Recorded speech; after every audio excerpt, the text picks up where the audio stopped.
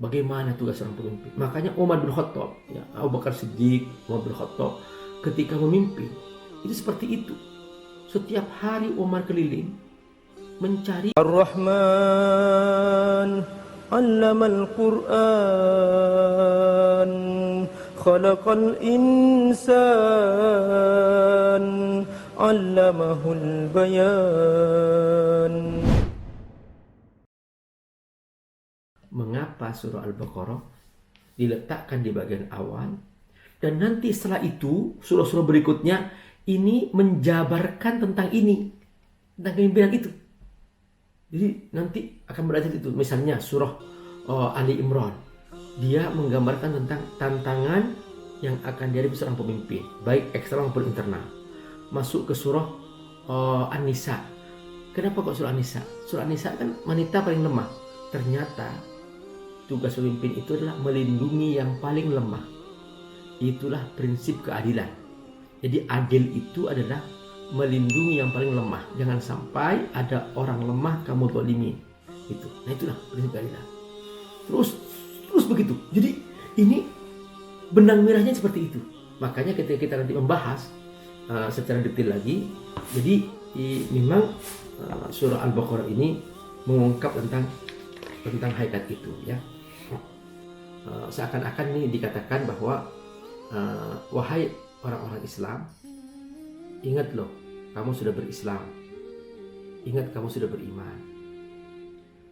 Tugasmu bukan hanya sholat, puasa, zakat selesai, enggak. Tugasmu adalah memimpin di muka bumi. Ayo kelola sesuai dengan apa yang aku inginkan. Jangan kau gunakan untuk maksiat. Jangan sampai ada orang lapar. Distribusikan itu. Karena kalau ada orang lapar, kamu dosa. Harus kamu atur. Makanya di zaman Khalifah Umar bin Khattab, di zaman para sahabat dahulu ketika mereka memimpin, zaman Nabi, zaman Khalifah, semuanya itu, mereka itu ketika jadi pemimpin, tugasnya itu. Contoh misalnya,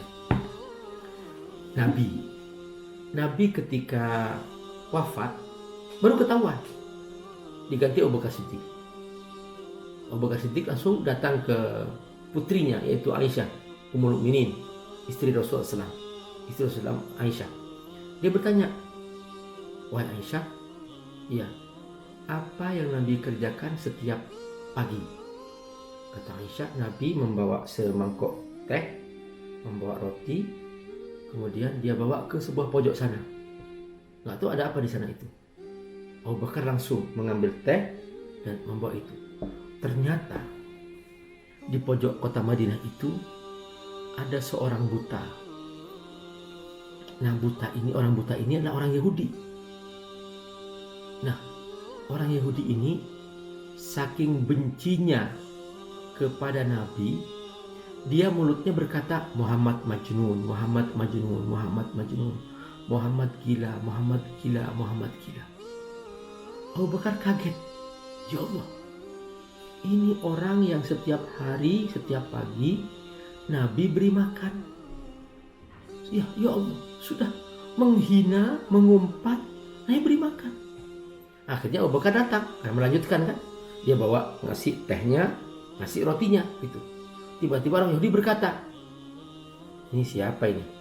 Kata Abu Bakar Siddiq, biasa yang kemarin, yang biasa gitu. Bukan. Kalau yang kemarin itu, dia orangnya baik. Maksudnya apa? Dia itu rotinya dicobekin, dicocolin, kemudian disuapin ke saya. Itu yang kemarin. Ya Allah, mulutnya masih berkata, Muhammad Majnun, Muhammad Majnun. Nabi menyuapinnya. Sampai seperti itu kebaikan Nabi. Seperti itu pemimpin itu. Masya Allah. Nah itulah teman-teman, rahimahumullah, ini contoh cuplikan bagaimana tugas seorang pemimpin. Makanya Umar bin Khattab, ya, Abu Bakar Siddiq, Umar bin Khattab ketika memimpin itu seperti itu. Setiap hari Umar keliling mencari rumah-rumah yang mereka ini suaminya mati syahid di perang. Nah, langsung Umar menyediakan kebutuhan mereka. Umar menyuruh timnya untuk berbelanja di pasar, anterin ke rumah-rumah mereka. Bahkan Umar sendiri yang mengantarkan. Jadi satu hari Umar dilihat salah seorang. Dia itu masuk ke rumah itu, terus keluar, masuk lagi ke rumah sebelahnya, keluar, datang lagi ke rumah itu, diikuti di belakang. Selesai ditanya, Umar, kamu ngapain masuk ke rumah itu? Kata Umar, di situ ada sahabiat, ya, wanita-wanita yang suaminya meninggal dan mereka sudah tua, dan saya memasakinnya.